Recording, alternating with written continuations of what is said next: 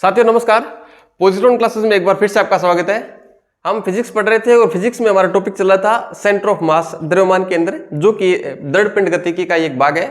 तो दोस्तों पिछली क्लासों में हमने पढ़ा कि सेंटर ऑफ मास कैसे निकालते हैं। हमने पढ़ा कि दो पिंडों का सेंटर ऑफ मास कैसे निकालते हैं, दो या दो से अधिक पिंड दिए हों तो उनका सेंटर ऑफ मास कैसे निकालते हैं। यदि दो पिंडों का कोऑर्डिनेट दिए हों जैसे x1 y1 और x2 y2 तो हम उसका सेंटर ऑफ मास कैसे निकालते हैं। और यही ऑब्जेक्ट अगर 3D में रखा हो, यानी अगर आई कैप जे कैप के कैप लगा करके दिया हो तो उसका सेंटर ऑफ मास कैसे निकालते हैं। वो सेंटर ऑफ मास हमने एक से अधिक पिंडों के निकाय के लिए निकाला था। आज का हमारा जो टॉपिक रहेगा वो रहेगा कि एक सिंगल ऑब्जेक्ट के लिए सेंटर ऑफ मास कैसे निकालते हैं। हम आपको ये नहीं सिखाएंगे कैसे निकालते हैं, क्योंकि ये एडवांस फिजिक्स हो जाती है, वो आपसे नहीं पूछी जाएगी। आपसे सिर्फ इतना ही पूछा जाएगा कि एक सिंगल ऑब्जेक्ट के लिए सेंटर ऑफ मास कहाँ स्थित होता है। तो वो आपको सीधे सीधे आंकड़े हैं, वो आपको याद रखने हैं। देखिए दोस्तों, कुछ एक बातें ऐसी होती है जो सिर्फ आपको याद रखनी होती है ना। पेपर में अगर क्वेश्चन बाई चांस आता है, जिससे कोई मैचिंग वगैरह क्वेश्चन आते हैं आजकल के, जिसमें एक ही क्वेश्चन के अंदर 4 ऑप्शन दे दिए जाते हैं कि इसका मैच करो इसके साथ, है ना। तो इस प्रकार के क्वेश्चन बन सकते हैं, तो आपको सीधे सीधे उसको याद रखने हैं। देखो पहले आज का टॉपिक है वो लिख लेते हैं।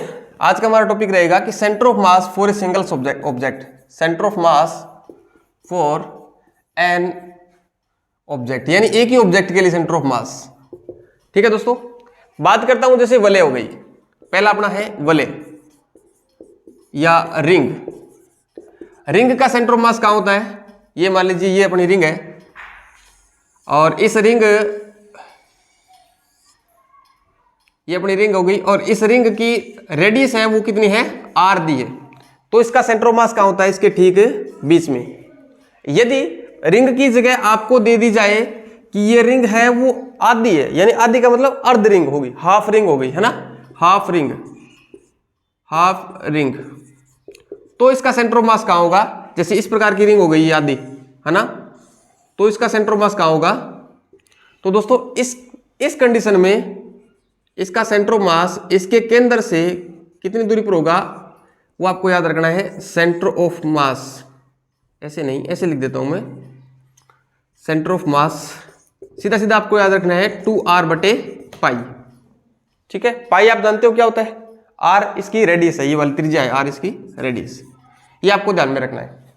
ठीक है दोस्तों, दूसरी बात करूं मैं, वलय के बाद चकती की बात कर लेता हूं।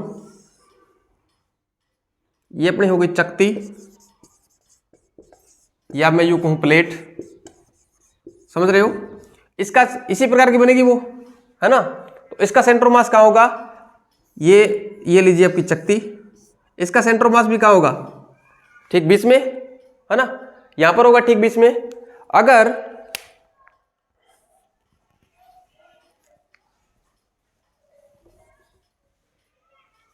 हाँ चकती प्लेट इसका ठीक बीच में होगा, सेंटर पर बोल देते हैं उसके, सेंटर पर, इसका भी कहा था सेंटर पर। ठीक है दोस्तों, अगर इस चकती को मैं आधा कर दूं या यूं बोल दूं हाफ प्लेट, खाने वाली प्लेट की बात नहीं चल रही है, हाफ प्लेट की, हाफ प्लेट की बात चल रही है। तो इसका मतलब क्या होगा, इसका सेंटर ऑफ मास क्या होगा, 3/8, एक मिनट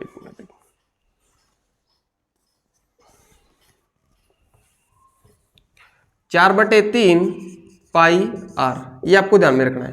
ठीक है दोस्तों, चकती का आपको याद रखना है, अगर पूरी चकती हो तो उसका सेंटर पर होगा, अगर हाफ प्लेट या आधी चकती हो तो उसका 3/8 पाई। ये देखिए, अब बना देता हूं मैं इसका चित्र, ठीक इसी प्रकार का चित्र बनेगा। देखिए ये लीजिए, और ये आपकी r हो गई, ये केंद्र, ये दूरी कितनी, r। ठीक है दोस्तों, अब देखो तीसरा मैं बात कर लेता हूं कोण की, कोण यानी कि शंकु।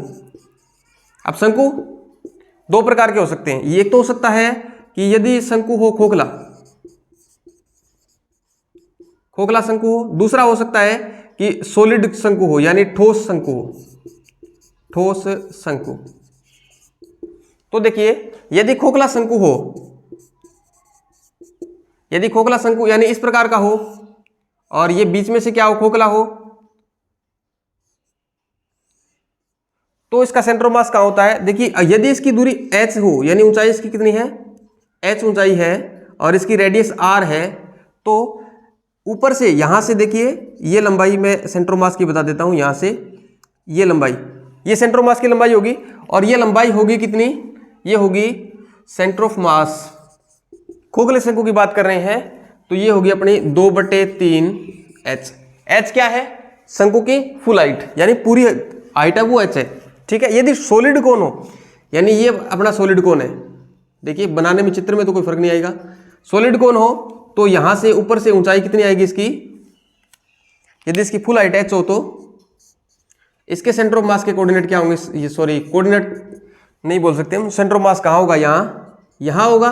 और ये दूरी कितनी होगी, ये सेंटर ऑफ मास की ये वाली डिस्टेंस ये होगी आपकी 3/4 h, ठीक है। तो आपको रिंग हो गया, चकती हो गई, शंकु हो गए, इनकी सेंटर ऑफ मास आपको ध्यान में रखनी है। इसके साथ साथ मैं बात कर लेता हूं, एक और रह गया गोला, है ना, स्फेयर या गोला। अब गोले भी दो प्रकार के हो सकते हैं, एक तो हो सकता है ठोस सॉलिड गोला, ठोस गोला। ठोस गोले में क्या होगा, बिल्कुल ठीक बीच में होगा, ये आपका सॉलिड गोला है, कहां होगा, ठीक बीच में, बीच का मतलब बिल्कुल सेंटर में होगा, गोले के सेंटर की बात चल रही है, ये सर्किल नहीं है, गोला है, समझ रहे हो। यदि इस गोले को हम आधा कर दें, हाफ गोला हो, ये क्या हो, हाफ स्फीयर, तो इसका सेंटर ऑफ मास कहां होगा, यानी ये कर दिया हमने हाफ स्फीयर, ठीक है। यहां इसका केंद्र हो गया O, ये दूरी कितनी, रेडियस कितनी इसकी r, तो r/2 दूरी पर होगा ये centre of mass. Centre of मास कहां होगा, r/2 डिस्टेंस पर, कहां से, इसके सेंटर से r/2 दूरी पर, समझ रहे हो ना मेरी बात को, r/2 दूरी पर होगा सेंटर से। यदि ये ठोस की जगह, यदि ये ठोस की जगह खोखला गोला होता, इसको लिख लिया होगा आपने, रिंग को, मैं रिंग को साफ कर देता हूं, इसको हटा देता हूं इसको यहां से। यदि ये ठोस की जगह क्या होता, सॉलिड होता, सॉरी खोखला होता, खोखला गोला होता, खोखला गोला या होलोस्फेयर, लिखने की जरूरत नहीं है इंग्लिश में, होलोस्फेयर आ जाएगा, होलो लिख लो, HO, इस प्रकार से होलोस्फेयर, HOLLLO, होलोस्फेयर। ये अपना है गोला, कोई फर्क नहीं है ना। अरे सॉरी दोस्तों, सॉरी, आपको ध्यान में रखना, ये खोखले गोले के लिए होता है r/2, कंफ्यूज नहीं होना आपको। यहां पर तो r ही होगा, बीच में सेंटर में होगा, है ना, बीच में सेंटर में होगा, लेकिन जब अर्ध खोखले गोले की बात आएगी ना, यहाँ पे इस प्रकार से अर्ध खोखले गोले की बात आएगी, तो इसका सेंटर मास ये होता है। सॉरी, यहां पर मैंने आपको ये थोड़ा कंफ्यूज हो गए ना, इस सॉलिड गोला होता है ना, अर्ध गोला, उसका होता है 3/8 r, है ना, इसका ध्यान रखना है आपको। ये थोड़ी सी सिली मिस्टेक होगी, यहां पर देखो, इसका सेंटर मास कितना होता है, इसका होता है r/2, ठीक है। यहां पर ये आपको ध्यान में रखना है थोड़ा सा।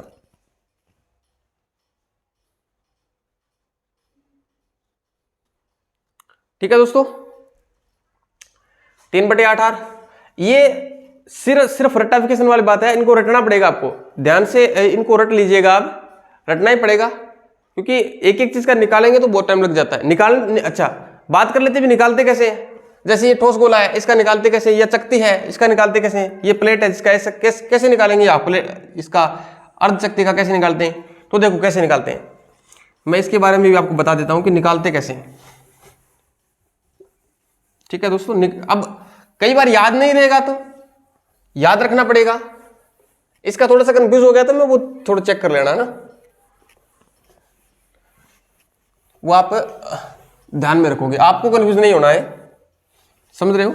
अब निकालते कैसे इसको, बहुत लंबी प्रक्रिया है, शॉर्ट में बता देता हूं, आप शॉर्ट एंड स्वीट कैसे निकालते हैं। देखो ये कोई अर्ध शक्ति होगी अपनी, ये अपनी अर्ध शक्ति है, ठीक है। ठीक है दोस्तों, हम क्या करेंगे, अर्ध शक्ति के सेंटर से निकाल रहे हैं, अर्ध शक्ति से x दूरी पर, देखो एडवांस फिजिक्स हो जाएगी ये वैसे तो, लेकिन मैं आपको बता देता हूं, मात्र निकाल के नहीं दिखाऊंगा, सिर्फ बता देता हूं कि प्रक्रिया क्या होती है। यहाँ x दूरी पर हमने एक dx लंबाई की क्या मान ली, एक पतले से रिंग की कल्पना कर ली। ठीक है दोस्तों, पतली सी रिंग की, इसकी मोटाई कितनी है, dx मोटाई है। यदि ये चकती रो घनत्व के पदार्थ से अगर बनी है तो आप बताइए इस चकती का द्रव्यमान कितना होगा। देखो टोटल ये अगर कंप्लीट चकती होती तो इसका द्रव्यमान होता पाई आर स्क्वायर, जहां आर इसकी डिस्टेंस त्रिज्या है, ये कैपिटल आर मान लेता हूं, पाई आर स्क्वायर इंटू रो। बोलो ये बात समझ में आई क्या? रिंग का मास कितना होता, पाई आर स्क्वायर इंटू रो, लेकिन ये अर्ध शक्ति है, ये होता, इसका मास कितना होता, ये होता इसका मास। अगर हम dx लंबाई की माने तो इसकी दूरी कितनी हो जाएगी, टोटल डिस्टेंस। ये देखिए अगर ये पूरी इस प्रकार से होती, ये गोल होती है ऐसे होती, तो इसकी डिस्टेंस होती 2 पाई आर। कितनी होती, 2 पाई आर होती ना, यानी इसका मास कितना होता, मैं इस छोटे वाले जो हमने कल्पना की है ना उसकी बात कर रहा हूं। इसका मास होता, देखो 2 पाई आर या पाई आर, बोलो पाई आर समझ में आया क्या? इसकी लेंथ कितनी, पाई आर, और इसकी मोटाई कितनी, dx, इंटू पदार्थ का घनत्व कितना, रो। बोलो समझ में आया?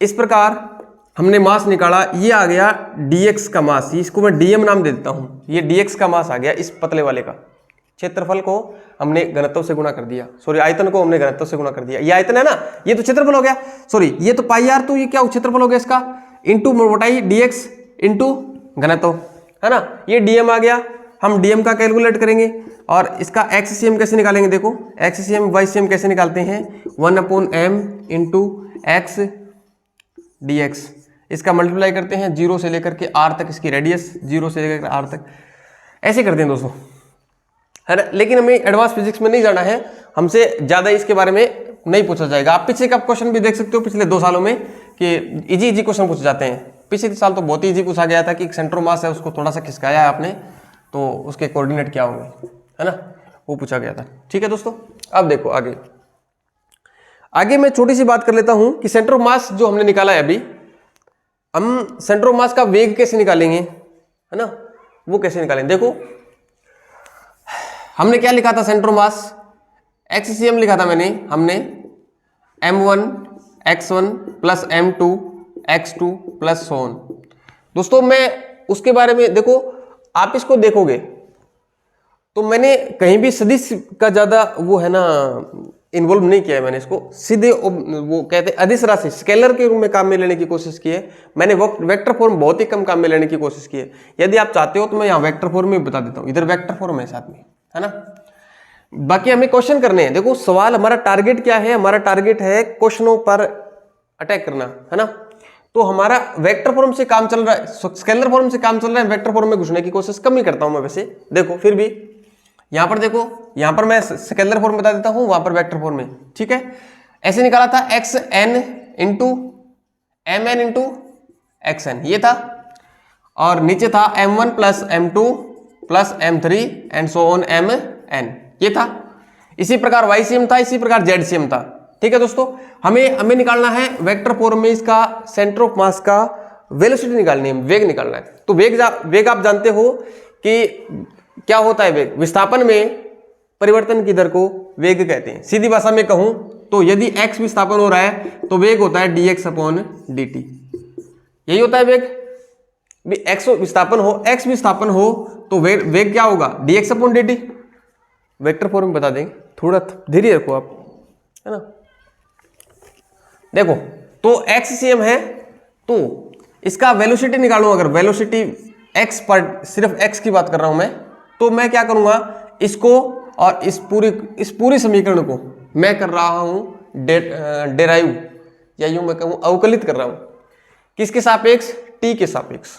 तो देखो ये क्या आ जाएगा, dxcm upon dt is equal to, नीचे वाला पड़ा है m1 plus m2 and mn, और ये हो गया अपना m1 dx1 upon dt plus m2 dx2 upon dt and so on, last में mn और dxn अपॉन dt।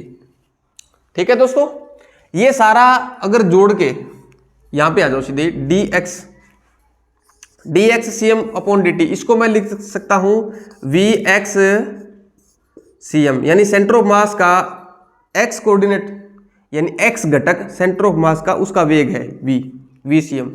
ये क्या आ जाएगा देखो m1, इसको मैंने नाम दे दिया v1, ठीक है, m2 v2 प्लस, बस कुछ भी नहीं है, पीछे यहां x था, विस्थापन था, वहां वेग आ गया, बस और कुछ नहीं, mn x vn अपॉन नीचे आ जाएगा m1 plus m2 plus mn। ठीक है दोस्तों, अब देखो ये आ जाएगा आपका vxcm, इसी प्रकार vycm निकाल लोगे आप, cm नहीं com, एक ही बात है, समझ रहे हो आप मेरी बात को। vz निकाले com, वो भी आप निकाल लोगे, कुछ भी नहीं है, m1 v1 था, m2 v2 था, इसी प्रकार mn vn है, ये x घटक की बात चल रही, तो मैं यहाँ x भी लिख देता हूं साथ में x। ठीक है दोस्तों, x वहां आएगा तो क्या आ जाएगा m1 vy1 plus m2 vy2, और बाकी आप क्वेश्चन करोगे ना सवाल, उसमें आपको पता लग जाएगा भी क्या है ये। देखो फॉर्मूले हैं, कुछ समय बाद भूल जाते हैं, लेकिन सवाल है वो सवाल किए हुए होते हैं ना, प्रैक्टिस की हुई होती है, तो सवाल को देखते पता लग जाता है कि इसको कैसे करना है। अब वो करना कैसे है वो पता लगते है, तो पता ही लग जाता है कि फॉर्मूला क्या हुआ होगा, है ना। तो ज़्यादा से ज़्यादा प्रैक्टिस करने पर ध्यान दीजिए आप। m1 plus m2 plus mn, ठीक है। इसी प्रकार vz आ जाएगा, उसको लिखने की आवश्यकता नहीं है। अब आते हैं वेक्टर फॉर्म की बात। वेक्टर फॉर्म में क्या करते हैं हम, कुछ नहीं करते, बस बिल्कुल इजी सा है। ये मान लीजिए अब अपने पास n कण है, ठीक है, पहले कण है उसका सदिश हो जाएगा r1 वेक्टर, मास m1 है, दूसरा सदिश है r2 वेक्टर, पोजीशन वेक्टर बात कर रहा हूं मैं, m1 का पोजीशन वेक्टर r1 है, m2 का पोजीशन वेक्टर क्या है r2, और mn है n नंबर का मास n नंबर का, उसका पोजीशन वेक्टर rn मान लिया मैंने। ठीक है, सारे पोजीशन वेक्टर दे दिया आपको, m दे दिया, तो rcm क्या लिखते हैं हम, rcm ये लिखते हैं हम m1 r1 vector plus m2 r2 vector plus and so on mn rn vector upon नीचे क्या लिखते हैं m1 plus m2 plus and dash mn plus. ये हो गया। इसको मैं फिर से वही काम t के सापेक्ष क्या कर देता हूं, अवकलित कर देता हूं, डायरेक्ट इसका अवकलन कर देते हैं, क्या आएगा drcm अपॉन dt, और इसको हम नाम देते हैं vcm is equal to m1 v1 vector plus m2 v2 vector plus mn vn vector upon m1 plus m2 plus mn। समझ रहे हो। अब यहां पर xyz लिखने की जरूरत नहीं है, क्योंकि xyz किस में आता है, इसमें आता है। अब यहां xyz लिखने की जरूरत क्यों नहीं है, क्योंकि v1 दिया जाएगा ना आपको, यहां पर v1 दिया जाएगा, तो वो किस फॉर्म में दिया जाएगा, v1 दिया जाएगा वो इस प्रकार दिया जाएगा, v1 is equal to 2i cap plus 3j cap minus k cap, है ना, इस प्रकार दिया जाएगा। तो इसमें x घटक, y घटक, z घटक तीनों आ जाएंगे इसमें, है ना। xyz यहां भी आएगा, यहां भी आएगा, यहां भी आ जाएगा, सब जगह आएगा ना। इस प्रकार हम क्या करेंगे, हम वेलोसिटी भी देखिए, सेंटर ऑफ मास का वेलोसिटी भी निकाल सकते हैं। एक सवाल करो, फिर आपको पता लगेगा कि कैसे निकालते हैं। देखो इसका फॉर्मूला मैं रख लेता हूं यहां पर, ये भी रख लेता हूं इधर, वेक्टर फॉर्म वाला भी, और क्वेश्चन आपको करना है इस प्रकार से। क्वेश्चन किस प्रकार से आ सकता है, देखो क्वेश्चन ऐसा करता हूं, आज के बाद होमवर्क भी देता हूं, 4-5 क्वेश्चन होमवर्क दिया करूंगा, है ना, ताकि आप करो, तो नेक्स्ट क्लास जब भी हो हमारी, उससे पहले हम उन क्वेश्चनों की बात कर ले, और होमवर्क के साथ साथ आप आंसर निकाला तो उसका कमेंट बॉक्स में जवाब भी दे दिया करो, ताकि मैं जब नेक्स्ट वीडियो में पता कर लूं मैं आपके जवाब सही है कि नहीं, है ना। देखो क्वेश्चन है पहला कि 5 किलोग्राम का द्रव्यमान वो रखा है आपका 2,3 पर, 4 किलोग्राम रखा है आपका 3,1 पर और 1 किलोग्राम का वजन रखा है आपका 2,1 पर। ठीक है, आपको क्या बताना है? आपको बताना है कि इनका सेंटर ऑफ मास कहां होगा। बोलो, बता दोगे, कोई दिक्कत नहीं है। अब नेक्स्ट क्वेश्चन क्या है कि 5 किलोग्राम के जो ऑब्जेक्ट है इसका वेग कितना है? वेग, इसका वेग है एक्स आई कैप, सॉरी एक्स नहीं, 2i cap plus 3j cap minus 2k cap. ठीक है, 2i cap plus 3j cap minus 2k cap. 4 kilogram के वेग का घटक क्या हो जाएगा? 2i cap minus 3j cap minus 2k cap. ठीक है, 1 किलोग्राम के ऑब्जेक्ट का वेलोसिटी कितनी हो जाएगी? मान लेते हैं कि i cap plus 5j cap minus 2k cap. मान लिया। आपको पूछा जाएगा कि इनके सेंटर ऑफ मास की वेलोसिटी कितनी होगी। कैसे निकालते हैं? ये देखिए, m1v1 velocity of centre of mass is equal to क्या आएगा? देखो, x घटक निकालते हैं पहले, 5 इंटू 2। कैसे निकालेंगे? 5 into 2 plus 4 into 2, 4 into 2 plus 1 into 2, 1 into 1, 1 into 1 upon m1 plus m2 plus m3। 5 4 9 और 1 10। ये लो साहब, ये आ गया अपना आई कैप। बोलो, दिक्कत है क्या कोई इसमें? बिल्कुल इजी है। प्लस यहां पर देखो, आगे देखेंगे 5 into 3, 5 into 3 plus 4 into minus 3, 4 into minus 3 plus 1 into 5, 1 into 5 upon total mass कितना? 10। ये क्या आ गया अपना? जे कैप। आ रहा है समझ? कोई दिक्कत नहीं है। प्लस मैं कह रहा था नहीं, ये फॉर्मूले की आवश्यकता ही नहीं पड़ेगी आपको, सीधा सीधा ही आ जाएगा।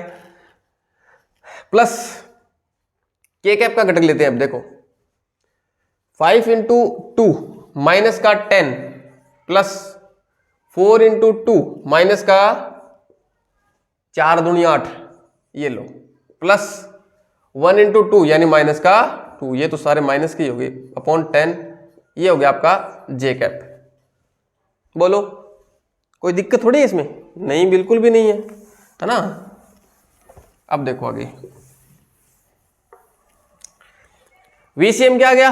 V centre of mass is equal to, ये आ गया अपना 10, 8 18 और 1 19, 19 बटा 10 यानी कि 1.9, 1.9 आई कैप प्लस 5 3 15 माइनस 12 3 प्लस 5 8 बटे 10 0.8 जे कैप प्लस माइनस 10 माइनस 20 बटे 2 यानी माइनस का 2 के कैप। बोलो, इसमें अगर रॉकेट साइंस लग रही है आपको तो फिर, है ना, ऐसा कुछ भी नहीं, बिल्कुल ही जैसा क्वेश्चन है ना, हो जाएगा, कोई दिक्कत वाली बात नहीं है। अब देखो नेक्स्ट क्वेश्चन करते हैं हम। एक बात आपको ध्यान में रखनी है, ये बिल्कुल ही जैसा हो जाएगा ना, कोई दिक्कत नहीं है। एक क्वेश्चन है, एक नहीं 2 क्वेश्चन है, और वो है आपका होमवर्क। वो करना है आपको होमवर्क के रूप में, ठीक है, होमवर्क के रूप में करना है आपको। होमवर्क के रूप में क्वेश्चन देता हूं, तो देता हूं मैं आपको, जैसे हीलियम गैस, क्वेश्चन थोड़ा अटपटा है। देखो, हीलियम गैस, हीलियम, नियोन और आर्गन, आर्गन नहीं देता हूं, ऐसी गैस देता हूं मैं आपको जिसका मॉलिक्यूलर वेट आपको पता हो।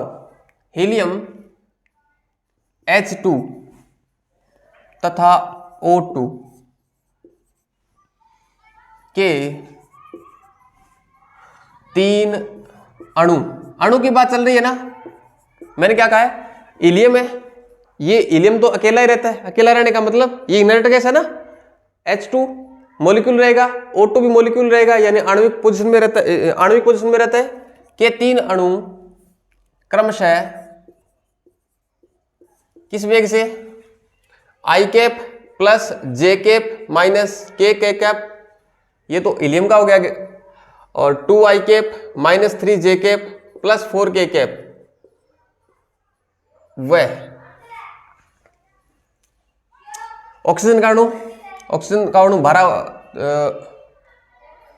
2 आई कैप प्लस 3 जे कैप माइनस 2 के कैप के वेग से गतिमान है, के वेग से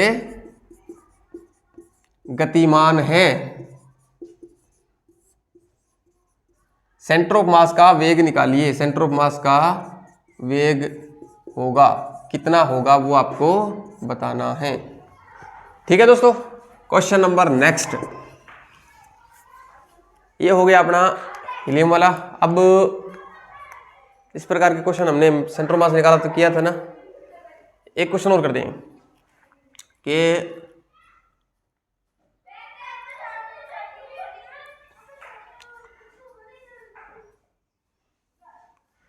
देखो क्वेश्चन मैं वर्बली बताता हूँ बोल करके।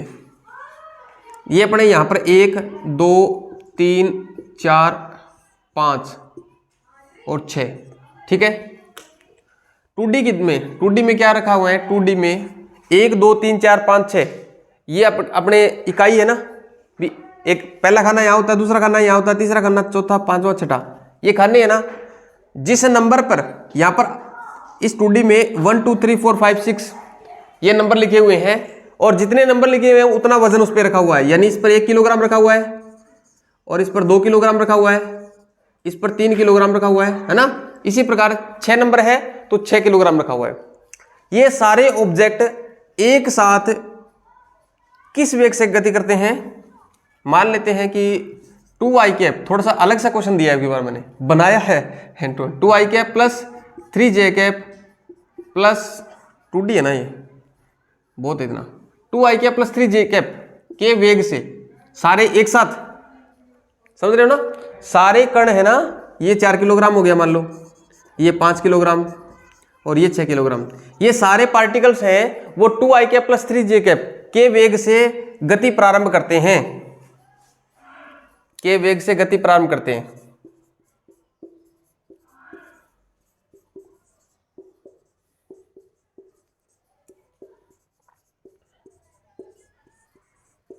आपको क्या निकालना है, वेलोसिटी ऑफ सेंटर ऑफ मास क्या होगी, ये आपको बताना है। आई कैप खालिस्तान आई कैप प्लस खालिस्तान जे कैप, ये दोनों क्वेश्चन आप करोगे।